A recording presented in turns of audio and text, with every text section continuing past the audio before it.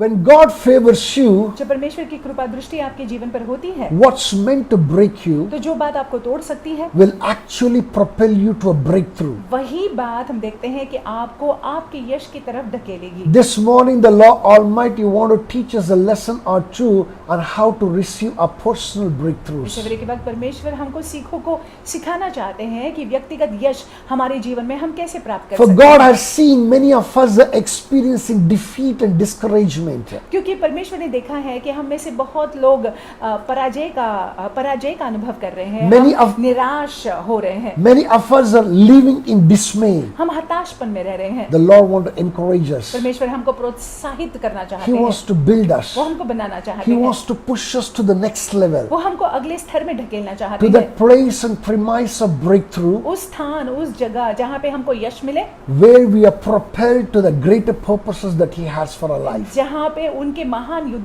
उद्देश्य हमारे जीवन में पूरे होने पाए। For us to receive that breakthrough, अगर हम चाहते हैं कि यश हमारे जीवन में हम अनुभव करें, we must do what David did. तो हमको करना चाहिए जो दाऊद ने किया। This morning, let's open our Bibles to 1 Chronicles chapter 14 verse 11. इस सवेरे के वक्त आइए हम पवित्र शास्त्र को खोलते हैं। पहले इतिहास की किताब 14वां अध्याय और 11वां वाक्य। There's something amazing written there. वहाँ पे कुछ अद्भुत लिखा हुआ है। But before we read that particular verse, उस वाक्य को पढ़ने से पहले I want us to get a brief background to that place. हम चाहते हैं कि इस जगह के ब्रीफ बैकग्राउंड को आप समझ लीजिएगा। Finally, after much struggle, बहुत संघर्ष के बाद, much trouble, बहुत ही कठिनाइयों के बाद David has become the king over both Judah and Israel.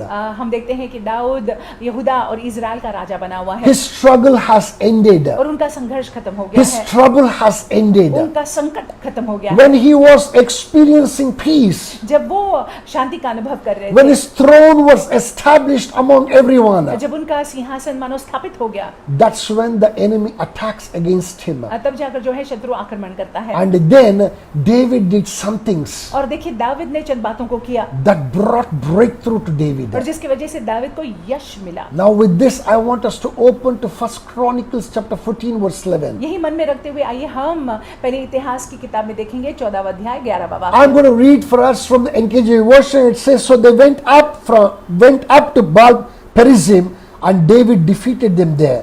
Then David said, God has broken through my enemies by my hand like breakthrough of water. Therefore they called the name of that place Baal Perazim. इसीलिए जब वे बाल परिसिम को आए तब दाऊद ने उनको वहीं मार लिया।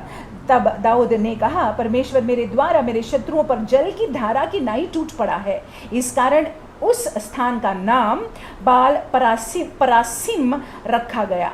My brothers and my sisters, David did three things मेरे भाई मेरी बहनों, दाऊद ने 3 बातों को किया। to receive your breakthrough. आपको अगर यश चाहिए, You too must do these three things. आपको भी ये 3 बातों को करना होगा। Number one, David did पहली बात जो दाऊद ने किया was this, that he reminded himself that the Lord had made him king. पहली बात तो उसने अपने आप को याद दिलाया कि परमेश्वर ने उसको राजा ठहराया है। Let's open to the same chapter. Let's look at verse 2. वही अध्याय में दूसरे वाक्य को देखते हैं। What it says, so David knew that the Lord had established him as king over Israel, for his kingdom was highly exalted for the sake of his people Israel. पहले इतिहास की किताब 14वां अध्याय दूसरा वाक्य, और दाऊद को निश्चय हो गया कि यहोवा ने मुझे इजराइल का राजा करके स्थिर किया, क्योंकि उसकी प्रजा इजराइल के निमित्त उसका राज्य अत्यंत बढ़ गया था। I want us to understand, for you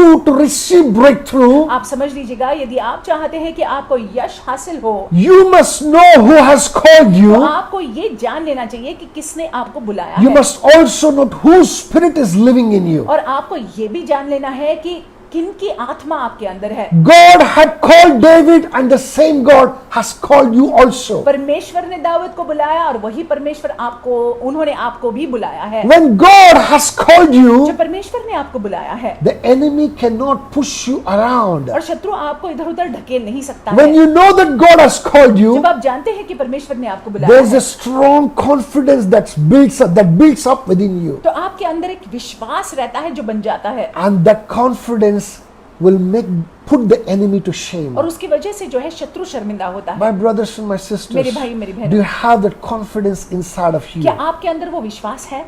please search it. और कृपा कर कर उसको खोजिएगा। If you don't have that confidence, अगर वो विश्वास नहीं है, this morning the Lord is saying to you, इस सवेरे के वक्त परमेश्वर आपसे कहते हैं, please hear this carefully, कृपा कर कर इसको ध्यान that it पूर्वक is सुनिए He who has called you. कि उन्होंने आपको बुलाया। You were in darkness आप अंधकार में थे, and you were living in deception. आप जो है भ्रम में थे। The Lord has called you out of the darkness, परमेश्वर ने आपको उस अंधकार से बाहर निकाला है, set you free from the deception, आपको जो है उस भ्रम से आजाद किया so है, that you may live a life of a redeemed child of God. ताकि आप परमेश्वर का संतान होने के नाते, एक बचा हुआ संतान होने के नाते जीवन व्यतीत कर पाए। Number two that David did, दूसरी बात जो दाऊद ने किया, that he inquired of the Lord. उन्होंने परमेश्वर से पूछताछ की। In the same verse, in the same chapter, वही अध्याय में if you look at verse 10, अगर आप 10वें वाक्य को देखते it हैं, says, shall I go up against the Philistine? That's the question that David placed before God. तब दाऊद ने परमेश्वर से पूछा, क्या मैं फिलिस्तियों पर चढ़ाई करूं? ये When- प्रश्न दाऊद ने परमेश्वर से पूछा। Whenever that you experience your enemies attacking you, जब कभी भी आप ये अनुभव करते हैं कि शत्रु आप पर आक्रमण कर रहा है, you must consult with God. देखिए आपको परमेश्वर से पूछताछ करना है। You must take the case to God. परमेश्वर के सामने उस केस को रखना है। The best decisions are taken on our knees. और देखिए सबसे उत्तम निर्णय हम तब लेते हैं जब हम अपने घुटनों पर रहते Those हैं। decisions are not our decisions. Those decisions are someone who's above us, his decisions. और देखिए वो निर्णय फिर जाकर वो हमारे नहीं होते हैं, लेकिन उनका होता है जो हमारा करता धरता है। My brothers and my sisters, God does not respond to your problems. और देखिए परमेश्वर आपके समस्या के प्रति प्रतिक्रिया नहीं करते हैं। God responds to your faith and your obedience. परमेश्वर आपके विश्वास और आपके आज्ञा पालन के प्रति प्रतिक्रिया करते When you हैं। go on your knees, जब आप अपने घुटनों पर आते हैं, when you inquire of the Lord, जब आप परमेश्वर से पूछताछ करते when you हैं, consult Him, जब आप उनकी सलाह को लेते when you हैं, cry out to Him, जब आप उनको पुकारते हैं, when you seek Him, जब आप उनको खोजते हैं, that is when He sees an obedient son coming to Him. तब वो देखते हैं कि मेरा आज्ञाकारी बच्चा मेरे पास आ रहा है। That is when He will answer. तब जाकर वो जवाब निश्चय देंगे, And in that answer और उस जवाब में will not the enemy knock the enemy out of your way. और वो जवाब, परमेश्वर का जवाब जो है शत्रु को आपके रास्ते से हटा देगा। You just obey Him. Do whatever He tells you. आप सिर्फ परमेश्वर की आज्ञा का पालन करिएगा, जो वो कहते हैं उन बातों को करिएगा। Let the decision come from God, not from you. निर्णय परमेश्वर का होने दे, आपका नहीं। To attack or not to attack the Philistines आक्रमण करना फिलिस्तियों पर या नहीं करना, didn't come from David, but it came from God. वो निर्णय दाविद से नहीं आया था, वो निर्णय परमेश्वर से आया था। What brought breakthrough to David was the decision that came from above. जो दाविद को यश मिला, क्यों मिला? क्योंकि जो निर्णय ऊपर से आया हुआ था। Number three thing that David did, तीसरी बात जो दाऊद ने किया, he gave credit to God and to God alone. केवल सारा श्रेय उन्होंने परमेश्वर को दिया। Verse 11 said what? 11वें वाक्य में क्या लिखा हुआ We है? can see in verse 11, God has broken through my enemies. और देखिए परमेश्वर ने मेरे द्वारा मेरे शत्रुओं पर मानो टूट पड़ा है। David did not say that it is it is me, I have broken through my enemies. Dawood ने ये नहीं कहा कि मैं अपने शत्रुओं पर टूट पड़ा, But he said, God has broken through my enemies. और लेकिन उसने कहा कि परमेश्वर मेरे शत्रुओं पर टूट पड़ा है। Listen to this truth carefully. इस सत्य को आप ध्यान से सुन लीजिएगा। Sometimes God will do it for you, कभी कभार जो है परमेश्वर आपके लिए करेंगे, and other times God will do it through you. और दूसरी बारी या कई बार परमेश्वर आपके जरिए करेंगे। That is why you must hear from the Lord. इसीलिए परमेश्वर से सुनना बहुत ही जरूरी है। That is why you must give all credit to God and to God alone. इसीलिए सारा श्रेय परमेश्वर और केवल परमेश्वर को ही देना है। It's not a matter of doing something. ये कुछ करने की बात नहीं है, It's a matter of doing what God tells you to do. देखिए ये बात है कि हम वो बात को करें जो परमेश्वर कहते हैं हमसे करने के। When you do what God tells you to जब do, हम उन बातों को करते हैं जो परमेश्वर हमसे करने के लिए कहते हैं, you will become a next to impossible case for the enemy. तब जाकर जो है शत्रु के लिए हम मानो असंभव हो जाएंगे।